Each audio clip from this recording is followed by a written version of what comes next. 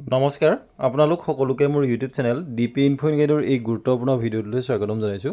ছাৰ-বাইদেউসকল, আমি শিক্ষকসকলে শিক্ষা ক্ষেত্ৰত যি এটেণ্ডেঞ্চ প্ৰদান কৰিব লাগে সেই এটেণ্ডেঞ্চ প্ৰদান কৰাৰ সন্দৰ্ভত অৰ্থাৎ ইন টাইম দিয়াৰ সন্দৰ্ভত এখন বিশেষ কৰিজেণ্ডাম প্ৰকাশ কৰা হৈছে শিক্ষা বিভাগৰ তৰফৰ পৰা, আৰু এই কৰিজেণ্ডামখন গোৱালপাৰা জিলাৰ তৰফৰ পৰা জাৰি কৰা হৈছে।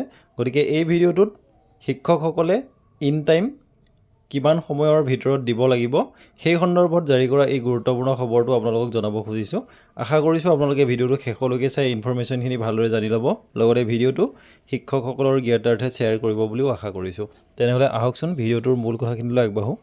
ছাৰ-বাইদেউসকল, এইখন হৈছে গোৱালপাৰা জিলা শিক্ষা বিভাগৰ তৰফৰ পৰা যোৱা 19 আগষ্ট 2025 তাৰিখে জাৰি কৰা এখন গুৰুত্বপূৰ্ণ অৰ্ডাৰ, য'ত কোৱা হৈছিল শিক্ষকসকলে যদি 8:30 বজাৰ পাছত শিক্ষা সেতুৰ জৰিয়তে তেওঁলোকৰ এটেণ্ডেঞ্চসমূহ প্ৰদান কৰে তেনেহ'লে তেওঁলোকক সেই দিনটোৰ বাবে এবচেণ্ট বুলি গণ্য কৰা হ'ব।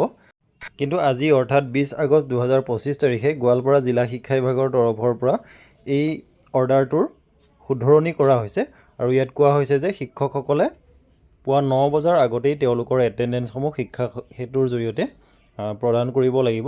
গতিকে এই গুৰুত্বপূৰ্ণ কথাখিনি এই ভিডিঅ'টোৰ জৰিয়তে অতি চমুকৈ জনাবলৈ চেষ্টা কৰিলোঁ। ধন্যবাদ।